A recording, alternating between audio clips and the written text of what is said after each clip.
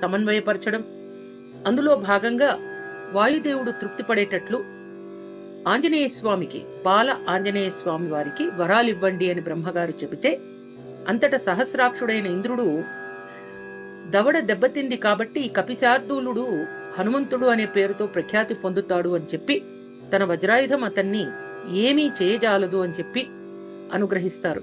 తదనంతరం సూర్య భగవానుడు జపాకుసుమ సంకాసం కాశ్యపేయం మహాద్యుతిం తమోరిం సర్వ పాపఘ్నం ప్రణతోస్మి దివాకరం.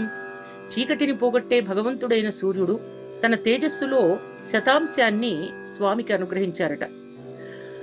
ఇదే కాకుండా ఆంజనేయ స్వామి వారికి శాస్త్ర అధ్యయన శక్తి కలిగినప్పుడు శాస్త్ర ప్రదానం చేశారట. అంటే గురువు, ఆంజనేయ స్వామి వారి గురువు ఎవరమ్మా అంటే సూర్యుడు.